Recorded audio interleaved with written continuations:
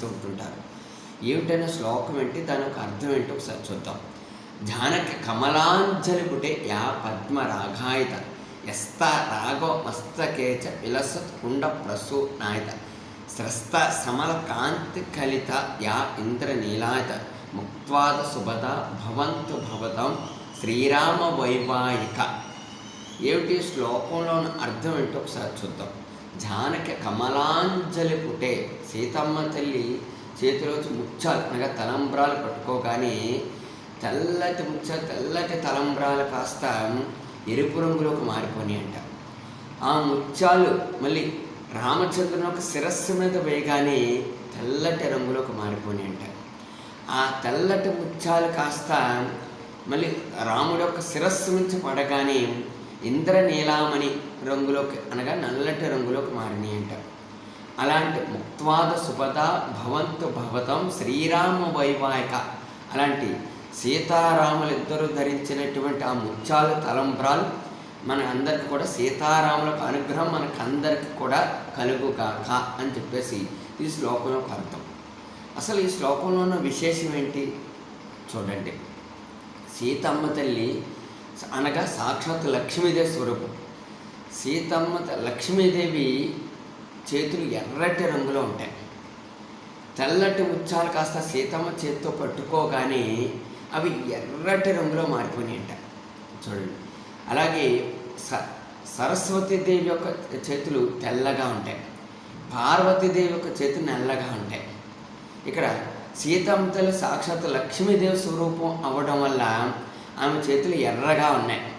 ఆమె తెల్లటి ముత్యాలు కాస్త చేతితో పట్టుకోగానే ఎర్రగా మారిపోయి, ఆ ముత్యాలు సీతమ్మ తల్లి ఇలా చేతితో పట్టుకొని రామచంద్రుని యొక్క శిరస్సు మీద వేసిందంట. అంటే రాముడు అనగా క్షత్రియుడికి వివాహం చేసేటప్పుడు తెల్లటి తలపాగా వేస్తారు. దాని తల మీద ఒక 6 అడుగుల కత్తి కూడా పెడతారంట.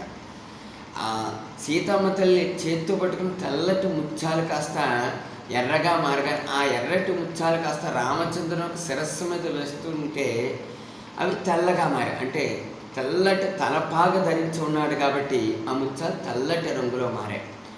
మళ్ళీ ఆ ముత్యాలు ఒంటి నుంచి తల నుంచి కిందకి జారగానే అవి ఇంద్రనీలామణి అంటే నల్లటి రంగులో మారిపోయాయి. అంటే రాముడు ఇంద్రనీలామణి రంగులో ఉంటాడు కాబట్టి నల్లటి రంగులో మారాయి. అంటే నలుపు, ఎరుపు, తెలుపు ఇవి సత్వగుణం, రజోగుణం, తమోగుణం, ఈ 3 గుణాలకి సంకేతం.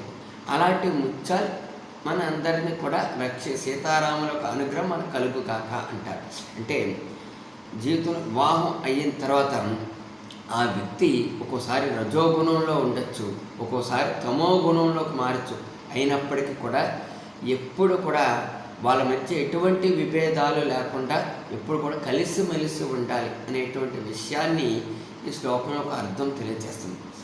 చేతే చూడండి, ఎక్కడ ఈ రామాయణంలో ఈ గుణాలు ఎక్కడ కనిపిస్తున్నాయి అంటే మనకి కైకేయికి మందార వచ్చి అప్పుడు దాకా సత్వగుణంలో ఉన్నటువంటి కైకేయి యొక్క మనసు మార్చేసింది. అనేక మాటలు చెప్పి సత్వగుణంలో ఉన్నంతకాలం అయోధ్యలో అందరూ సుఖంగా ఉన్నారు. ఎప్పుడైతే ఒక మందర ప్రవేశించి కైకేయి యొక్క మనసు మార్చేసిందో, నీ కొడుకైన భరతుడు రాజు కావాలి కానీ రాముడు రాజు కావడం ఏంటి అనేటువంటి మాటలతో ఆమె మనసు మార్చేసిందో, వెంటనే ఆమె మనసు ఒక కలకలం రేగింది ఆమెలో.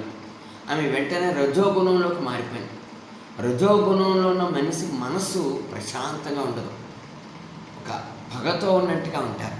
ఇప్పుడు కైకేయి యొక్క మనసు అలా మారింది. తర్వాత దశరథ మహారాజు ఆమె దగ్గరికి రావడం, ఆమె దశరథ మహారాజు తను ఎప్పుడో కోరినటువంటి కోరికలు తను కోరడం, తర్వాత రాముడు రాగానే రాముని 14 సంవత్సరాలు అరణ్యవాసం చేయాలి, తన కొడుకైన భరతుడు రాజు కావాలని కోరుకోవడం ద్వారా తను పూర్తిగా తమో గుణంలోకి మారిపోయింది. దాని ద్వారా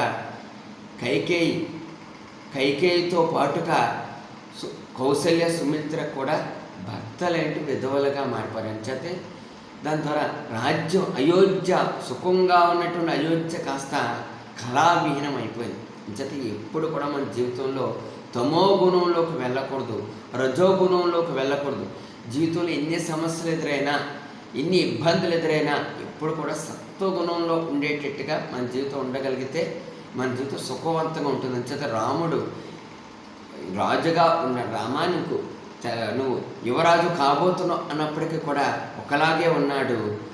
నువ్వు అరణ్యవాసానికి వెళ్ళాలన్నప్పటికీ కూడా ఒకలాగే ఉన్నాడు. ఎప్పుడు సత్వగుణాన్ని విడిచిపెట్టలేదు. అంటే మన జీవితంలో ఎప్పుడు కూడా ఎన్ని ఇబ్బందులు ఎదురైనా సత్వగుణంతో ఉండాలి అనేటువంటి గొప్ప విశేషాన్ని మనకి ఈ శ్లోకం యొక్క అర్థం మనకి తెలియజేస్తుంది.